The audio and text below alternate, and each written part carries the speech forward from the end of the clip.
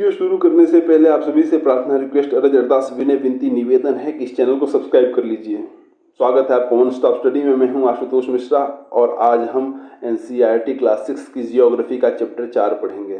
Chapter 4 जो है वो मानचित्रों के बारे में है। ये बहुत ज़्यादा इंपॉर्टेंट नहीं है, किसी भी एग्ज़ाम की दृष्टि से बहुत ज़्यादा इंपॉर्टेंट नहीं है। बस अगर आप मानचित्रों के बारे में जानना चाहते हैं कि मानचित्र क्या है, कैसे काम करते हैं, मानचित्र देखते कैसे हैं, तो आप इस लेक्चर को आगे देखिए। अदरवाइज यहीं से वीडियो बंद करके आप अपना काम कर सकते हैं। आइए बिना कोई समय गवाए शुरू करते हैं। चौथा चैप्टर है मानचित्र। आप पिछले अध्याय में ग्लोब के महत्व के बारे में पढ़ चुके हैं। ग्लोब में अध्ययन की कुछ सीमाएं होती हैं। जब हम पृथ्वी का अध्ययन करना चाहते हैं तब ग्लोब हमारे लिए काफ़ी उपयोगी साबित होता है, लेकिन जब हम पृथ्वी की केवल एक भाग जैसे अपने देश, राज्यों, जिलों, शहरों तथा गाँवों के बारे में अध्ययन करना चाहते हैं तो यह हमारे लिए उतना उपयोगी साबित नहीं होता है।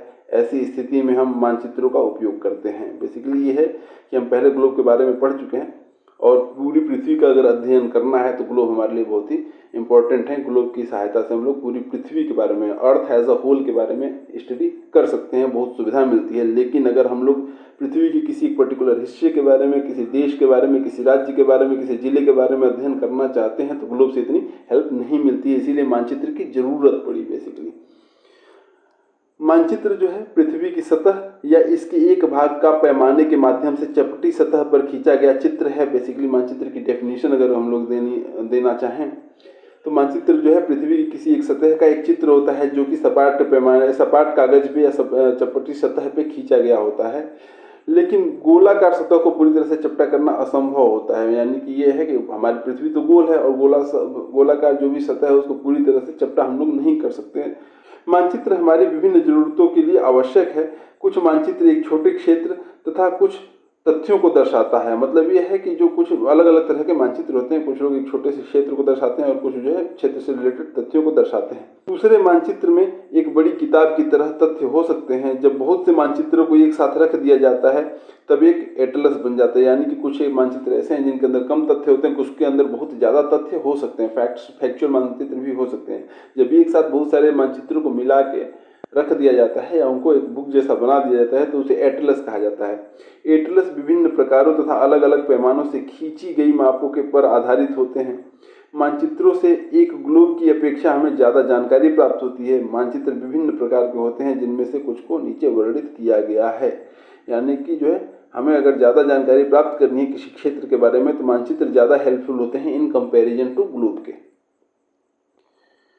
अब जो मानचित्रों के प्रकार हैं उनके बारे में देखते हैं। सबसे पहले भौतिक मानचित्र कौन से होते हैं। पृथ्वी की प्राकृतिक आकृतियों जैसे पर्वतों, पठारों, मैदानों, नदियों, महासागरों इत्यादि को दर्शाने वाले मानचित्रों को भौतिक या उच्चावच मानचित्र कहा जाता है। यानी कि अगर कभी कोई आपसे कहे कि एटलस के अंदर से भौतिक मानचित्र खोलिए, इसका मतलब ये है कि वो आपको उस देश के या उस जगह के जिसका भौतिक मानचित्र वो आपसे खोलने को कह रहा है, वहाँ के पर्वत, पठार, नदी, मैदान, इन सब के बारे में बताना चाह रहा है। यानी कि जो भौतिक ज्योग्राफी से रिलेटेड चीज़ें हैं वो भौतिक मानचित्र में दिखाई गई होती हैं। यानी कि जो चीज़ें जो हैं प्रकृति ने खुद बना दी हैं।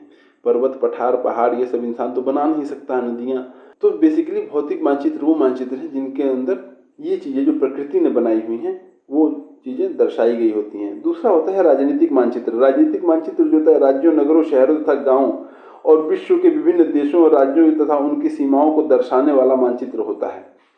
बेसिकली जो है जो मैन मेड चीज़ें हैं, मतलब राज्य, नगर, शहर, ये सब चीज़ें इंसान ने बनाई हैं, इंसान ने बसाई हैं। सीमाएं इंसान ने निर्धारित करी हैं इस देश में या इस दुनिया में, इस धरती पे कौन सा देश कितनी एरिया में रहेगा, ये सब बॉर्डर जो इंसान ने निर्धारित करी हैं। तो वो चीज़ें जो हैं राजनीतिक मानचित्र में दर्शाई जाती हैं।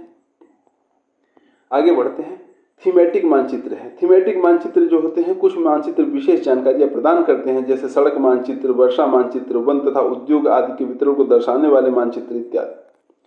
ऐसे मानचित्र थीमेटिक मानचित्र कहे जाते हैं। मतलब अगर कोई पर्टिकुलर स्पेसिफिक किसी टॉपिक के लिए कोई मानचित्र बना के रखता है, जैसे मान लीजिए हमारे देश में कौन कौन सा उद्योग है, वो कहाँ पे फल फूल रहा है या कहाँ पे इस्टेब्लिश किया गया है, इसके बारे में अलग से कोई मानचित्र बनाता है तो इसे थीमेटिक मानचित्र कहा जाएगा। यानी कि उद्योग की थीम के साथ मानचित्र बनाया गया है। या फिर कोई अगर ये दिखाने के लिए कोई एक मानचित्र बनाया जाता है कि कहाँ पे कितनी वर्षा होती है, या फिर कोई खाद्यान्नों से संबंधित मानचित्र बनाया जाता है कि कौन सी जगह पे किस चीज़ के खाद्यान्न हैं, कहाँ पे ज़्यादा है, कहाँ पे कम है। तो ये थीमेटिक मानचित्र के अंदर आएगा कि उस देश के अंदर पर्टिकुलर एक थीम को पकड़ के उस देश का या उस राज्य का, उस क्षेत्र का मानचित्र बनाया जाता है। इन मानचित्रों में दी गई सूचना के आधार पर उनका उचित नामकरण किया जाता है। बेसिकली जो मानचित्र पे कौन सी सूचना दी गई है उसके आधार पर उस मानचित्र का वर्णन किया जाएगा, उस मानचित्र का नाम दिया जाएगा।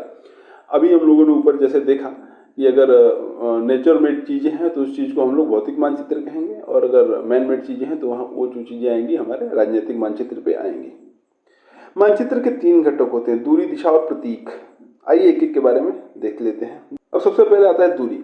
मानचित्र एक आरेखण होता है जो कि पूरे विश्व या उसके एक भाग को छोटा कर कागज के एक पन्ने पर दर्शाता है, या यह कह सकते हैं कि मानचित्र छोटे पैमाने पर खींचे जाते हैं। अब बेसिकली मानचित्र है क्या? एक आरेखण ही है जो कि पूरे विश्व या उसके एक भाग को एक छोटे से कागज पे दिखाता है। यानी कि अगर मान लीजिए कोई भी किसी भी भाग का, जिस भी एरिया का या जिस देश का भी मानचित्र हम बनाना चाहते हैं या बनाते हैं, उसका ही एक रिप्रेजेंटेशन होता है। एक रेखाएं कुछ खींची गई होती हैं जो ये दिखाती हैं कि कौन सी जगह पे कौन सी चीज़ है, और ये सब चीज़ें जो है बहुत बड़े भाग को एक छोटे से कागज पे दिखाया गया होता है। तो बेसिकली उसके लिए हमें पैमाने की ज़रूरत होती है। जो छोटे मानचित्र हैं वो पैमाने के तहत खींचे जाते हैं, लेकिन इसे इतनी सावधानी से छोटा किया जाता है ताकि स्थानों के बीच की दूरी वास्तविक रहे। यह तभी संभव हो सकता है जब कागज पर एक छोटी दूरी स्थल की बड़ी दूरी को व्यक्त करती हो। इसलिए इस उद्देश्य के लिए एक पैमाना चुना जाता है। पैमाना स्थल पर वास्तविक दूरी तथा मानचित्र पर दिखाई गई दूरी के बीच का अनुपात होता है। उदाहरण के लिए आपके विद्यालय और आपके घर के बीच की दूरी 10 किलोमीटर है, जिसे मानचित्र पर 2 सेंटीमीटर की दूरी से व्यक्त किया गया है। इसका अभिप्राय है कि मानचित्र का 1 सेंटीमीटर स्थल के 1 किलोमीटर को दर्शाएगा। यानी बस इतना सा ये कहना चाह रहा है कि मानचित्र जो है पैमाने के तहत खींचे जाते हैं, और पैमाना जो है वो एकदम एक्यूरेट रखा जाता है। वो एक रिप्रेजेंटेशन होता है। जैसे ये समझा रहा है कि अगर मान लीजिए आपके घर से आपका स्कूल 10 किलोमीटर की दूरी पे है और मानचित्र पे इसको 2 सेंटीमीटर में दिखाया गया है सिर्फ, तो इसका मतलब ये हो गया कि 2 सेंटीमीटर में 10 किलोमीटर, यानी कि 1 सेंटीमीटर में 5 किलोमीटर। बेसिकली 1 सेंटीमीटर को 5 किलोमीटर के बराबर मान के वो मानचित्र खींचा गया है, एक पैमाना हो चुका है, पैमाना मान लिया गया है। ऐसा अगर आपको पैमाने की जानकारी है तो आप मानचित्र पर दिए गए किसी भी 2 स्थानों के बीच की दूरी का पता लगा सकते हैं। यानी कि पैमाना अगर आपको पता है और मानचित्र आप देख रहे हैं तो ये बता सकते हैं कि एक स्थान से दूसरे स्थान के बीच में दूरी कितनी है। जैसे मान लीजिए अगर आपको पता चल गया कि 1 सेंटीमीटर बराबर 50 किलोमीटर, और आप मानचित्र में 2 शहर देख रहे हैं जो एक दूसरे से 3 सेंटीमीटर की दूरी पर स्थित हैं, तो आप ये बता सकते हैं कि वो दोनों शहर जो हैं आपस में एक दूसरे से, या दोनों जगह जो हैं आपस में एक दूसरे से 150 किलोमीटर की दूरी पर स्थित हैं, चूँकि 1 सेंटीमीटर को 50 किलोमीटर उस मानचित्र के पैमाने में माना गया है। इसी वजह से जब बड़े क्षेत्रफल वाले भाग हो, जैसे महाद्वीपों या देशों को कागज पर दिखाना होता है, तब हम लोग छोटे पैमाने का उपयोग करते हैं। उदाहरण के लिए मानचित्र पर 5 सेंटीमीटर स्थल के 500 किलोमीटर को दर्शाता है। इसको छोटे पैमाने वाला मानचित्र कहते हैं। यानी कि अगर छोटी सी दूरी से एक बड़ी दूरी को रिप्रेजेंट किया जाता है तो ये मानचित्र छोटे पैमाने वाला मानचित्र कहा जाएगा। जैसे मान लीजिए 1 ही सेंटीमीटर को 100-200 किलोमीटर रिप्रेजेंटेशन दे दिया गया, यानी कि 1 सेंटीमीटर की जो दूरी है वो 100-200-300 किलोमीटर को रिप्रेजेंट अगर करती है तो ये छोटे पैमाने वाला मानचित्र हो कहा जाएगा। जब एक छोटे क्षेत्रफल वाले भाग जैसे आपके गांव या शहर को कागज पर दिखाना होता है तब हम बड़े पैमाने का उपयोग करते हैं। जैसे स्थल पर 500 मीटर दूरी को मानचित्र पर 5 सेंटीमीटर से दर्शाया जाता है। यानी कि 1 सेंटीमीटर जो है 100 मीटर 200 मीटर की दूरी अगर दर्शाएगा तो ये जो है बड़े पैमाने का मानचित्र कहा जाएगा। यानी कि एक छोटी सी दूरी 1 सेंटीमीटर जो है वो स्थल पे 100 मीटर या 200 मीटर की ही दूरी को दर्शाती है। ऐसा तब हम करते हैं जब हमें किसी छोटी जगह का मानचित्र बनाना होता है। बेसिकली अगर आप ये समझना चाहें तो आप देखेंगे कि आपके घर का नक्शा भी एक A4 साइज शीट पे बनाया जा सकता है, और एक पूरे देश का नक्शा भी A4 साइज शीट पे बनाया जा सकता है। तो जो एक देश का नक्शा होगा एक ही पेज पर बना हुआ, उसे छोटे पैमाने का मानचित्र कहेंगे, और जो हमारे घर का नक्शा होगा एक पेपर पे बना हुआ वो जो है बड़े पैमाने का मानचित्र कहलाएगा। बड़े पैमाने वाला मानचित्र जो है छोटे पैमाने वाले मानचित्र की अपेक्षा अधिक जानकारी प्रदान करता है। ये तो बड़ी ऑब्वियस सी बात है कि अगर मान लीजिए कि एक पेज पे सिर्फ आपके घर का नक्शा बना हुआ है तो वो ज़्यादा डिटेल से बना होगा इन कंपैरिजन टू अगर एक पेज पे एक देश का नक्शा बना हुआ है या एक ज़िले का नक्शा बना हुआ है। अगर एक पेज पे एक जिले का नक्शा बना हुआ है और एक पेज पे एक प्रदेश का नक्शा बना हुआ है तो जिले का नक्शा जो है ज़्यादा डिटेल से बनाया गया होगा। ऐसे ही एक पेज पे अगर एक प्रदेश का नक्शा बना हुआ है और एक पेज पे पूरे देश का नक्शा बना हुआ है तो प्रदेश वाला नक्शा जो है हमें ज़्यादा डिटेल प्रदान करेगा, ज़्यादा डिटेल देगा। यही यहाँ पे कहने का मतलब है कि बड़े पैमाने वाला जो मानचित्र है वो छोटे पैमाने वाले मानचित्र की अपेक्षा अधिक जानकारी प्रदान करता है। अगला है दिशा। हम लोग बेसिकली मानचित्र के घटकों के बारे में पढ़ रहे हैं और उसमें हम लोगों ने दूरी के बारे में पढ़ लिया। दिशा अधिकतर मानचित्रों में ऊपर दाहिनी तरफ तीर का निशान बना होता है जिसके ऊपर अक्षर उ लिखा होता है। यहाँ पे आप देखेंगे ये रहा, ज्यादातर मानचित्रों में ऐसे बना होगा कि यहाँ पे ऐसे बने होते हैं निशान और यहाँ पे इस जगह पे उ लिखा होता है, यानी उत्तर दिशा को रिप्रेजेंट किया गया होता है। यह तीर का निशान उत्तर दिशा को दर्शाता है, इसे उत्तर रेखा कहा जाता है। जब आप उत्तर के बारे में जानते हैं तब आप दूसरी दिशाओं जैसे पूर्व, पश्चिम तथा दक्षिण के बारे में पता लगा सकते हैं। चित्र 4.2 में 4 मुख्य दिशाओं उत्तर, दक्षिण, पूर्व एवं पश्चिम को दिखाया गया है। वे प्रधान दिग्बिंदु कहे जाते हैं, यानी कि यहाँ पे जो है उत्तर, पूर्व, पश्चिम, दक्षिण सब कुछ यहाँ पे दिखाया गया है। यही जो है प्रधान दिग्बिंदु कहे जाते हैं। जो उत्तर है, पूर्व है, दक्षिण है और पश्चिम है, इनको प्रधान दिग्बिंदु कहा जाता है। बीच की 4 दिशाएं उत्तर पूर्व, दक्षिण पश्चिम तथा उत्तर पश्चिम ये होती हैं। इन बीच वाली दिशाओं की मदद से किसी भी स्थान की सही स्थिति का पता लगाया जा सकता है। बेसिकली यहाँ पे मानचित्र पे दिशाओं के बारे में बता रहा था। किसी भी मानचित्र में ऊपर की तरफ जो होता है वो जो है उत्तर दिशा कही जाती है। अगर आपको उत्तर दिशा पता चल गई तो आप लोग बाकी दिशाओं को ऐसे ही ज्ञात कर सकते हैं। यानी कि अगर ऊपर की तरफ उत्तर दिशा है तो दाहिनी तरफ पूरब होगा, बाईं तरफ पश्चिम होगा और नीचे की तरफ दक्षिण होगा।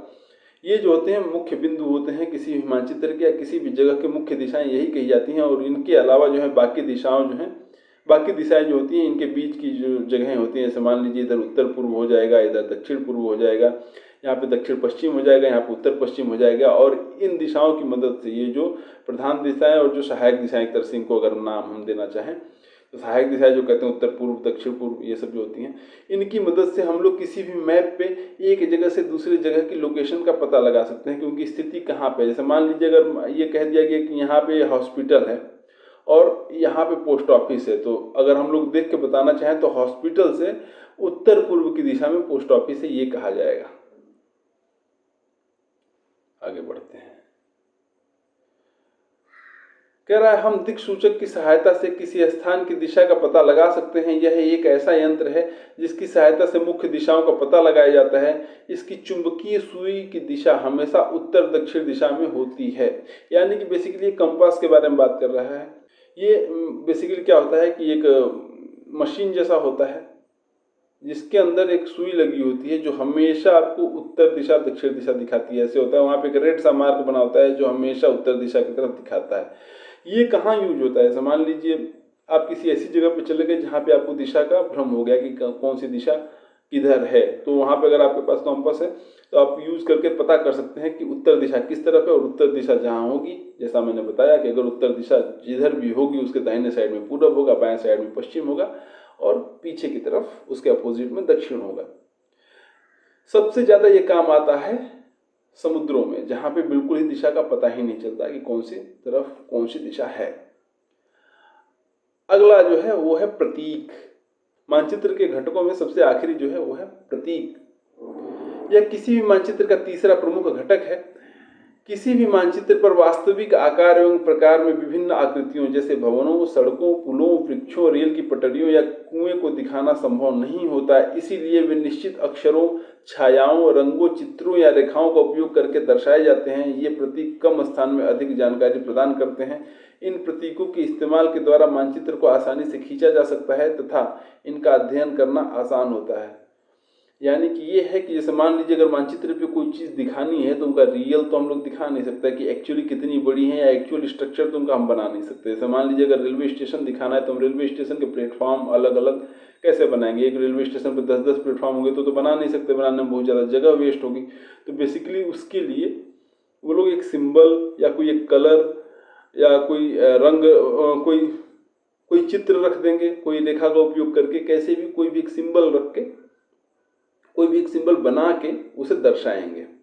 तो ये जो सिंबल्स होते हैं, इन प्रतीकों की वजह से मानचित्रों का अध्ययन आसान हो जाता है, उनको पढ़ना आसान हो जाता है। जैसे मान लीजिए आप कहीं गए, इसमें आगे दिया भी है, अगर आप एक क्षेत्र की भाषा को नहीं जानते हैं तथा आप किसी से दिशाओं के बारे में नहीं पूछ सकते हैं, तब आप इन चिन्हों की सहायता से पता कर सकते हैं कि कौन सी चीज कहाँ पे है। इन चित्रों की सहायता के द्वारा मानचित्र से जानकारी प्राप्त कर सकते हैं। मानचित्रों की एक विश्वव्यापी भाषा होती है जिसे सभी आसानी से समझ सकते हैं। इन प्रतीकों के उपयोग के संबंध में एक अंतर्राष्ट्रीय सहमति है। आइए जरा एक बार हम लोग प्रतीकों का थोड़ा सा एक बार नजर मार लेते हैं। बेसिकली कि देखिए यहाँ पे दिखाया गया है कि रेलवे लाइन के लिए, बड़ी लाइन के लिए ये यूज होता है सिंबल, मीटर लाइन के लिए ये वाला सिंबल यूज होता है, और रेलवे स्टेशन के लिए ये सिंबल RS लिखा हुआ है ये यूज होता है। सड़कों के लिए पक्की सड़कें जो है बिल्कुल सीधी लाइनें, 2 पैरेलल खींच दी जाएंगी। कच्ची सड़कों के लिए डॉटेड पैरेलल लाइन होंगी। अंतर्राष्ट्रीय सीमा या राज्य और जिला की सीमा जो है उनके लिए लाइन थोड़ी मोटी वाली लाइन जो होगी डॉट के साथ ही होंगी। अंतर्राष्ट्रीय सीमा जो होगी पतली लाइन डॉट के साथ राज्यों की सीमाएं होंगी, और जिलों की सीमाएं जो होंगी केवल लाइनें, पतली छोटी छोटी लाइनें जो हैं डॉटेड लाइन जिसे कहते हैं वो खींची जाएंगी। नदी, कुआं, तालाब के लिए सिंबल होते हैं। नहरों के लिए सिंबल ऐसे होते हैं। पुलों के लिए सिंबल होते हैं ऐसे, जो अलग अलग सिंबल हैं। मंदिर, चर्च, मस्जिद और गुरुद्वारे के लिए सिंबल हैं। छतरी के लिए सिंबल है। पोस्ट ऑफिस और टेलीग्राफ ऑफिस के लिए सिंबल अलग से हैं। पुलिस स्टेशन के सिंबल, ये सारे सिंबल अलग अलग होते हैं। इनके लिए एक यूनिवर्सल भाषा है। बेसिकली सिंबल जो है यूनिवर्सली एक्सेप्ट किए गए हैं पूरे विश्व के द्वारा, ताकि हम लोग अगर कभी किसी अलग देश में चले जाएं, किसी ऐसी जगह पे चले जाएं जहाँ की भाषा हमें नहीं पता है, तो हम सिंबल देख के मानचित्र के बारे में पता लगा सकें। इन प्रतीकों के उपयोग के संबंध में एक अंतर्राष्ट्रीय सहमति है। ये रूढ़ प्रतीक कहे जाते हैं। कुछ रूढ़ प्रतीक जो है पिछले चित्र में दर्शाए गए हैं।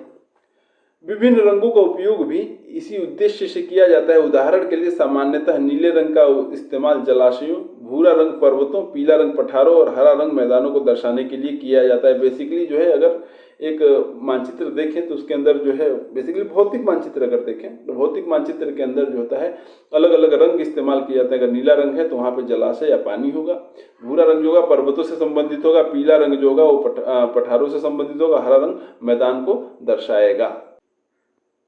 आगे है रेखाचित्र। रेखाचित्र एक आरेखण है जो पैमाने पर आधारित ना होकर याददाश्त और स्थानीय प्रेक्षण पर आधारित होता है। कभी कभी किसी क्षेत्र के एक कच्चे आरेखण की आवश्यकता वहां के एक स्थान को दूसरे स्थान के सापेक्ष दिखाने के लिए होती है। मान लीजिए कि आप अपने मित्र के घर जाना चाहते हैं लेकिन आपको रास्ते की जानकारी नहीं है। आपका मित्र अपने घर के रास्ते को बताने के लिए कच्चा आरेखण बना सकता है। इस प्रकार कच्चे आरेख को बिना पैमाने की सहायता से खींचा जाता है तथा इसे रेखाचित्र मानचित्र कहते हैं। बेसिकली रेखाचित्र एक ऐसे मानचित्र होते हैं जो पैमाने पे नहीं बने होते हैं। बेसिकली बस ऐसे बना दिया गया होता है, एक रफ सी इमेज बना दी गई होती है। जैसे मान लीजिए अगर मुझे बताना है कि पहले अपने घर से बाहर निकलो, चौराहे तक आओ, चौराहे से दाहिने मुड़ोगे, दाहिने मुड़ते एक और चौराहा पड़ेगा, वहाँ से बाएं मुड़ो, बाएं मुड़ते ही एक और चौराहा पड़ेगा, वहाँ से फिर बाएं मुड़ो, वहाँ पे एक और चौराहा पड़ेगा, और वहाँ से दाहिने मुड़ के जो पहला घर पड़ेगा वो मेरा है।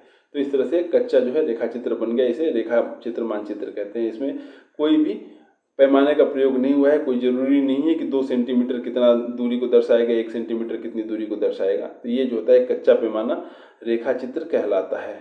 खाका की बात करें, खाका क्या होता है? खाका जो होता है एक छोटे क्षेत्र पर बड़े पैमाने पर खींचा गया रेखाचित्र खाका कहलाता है।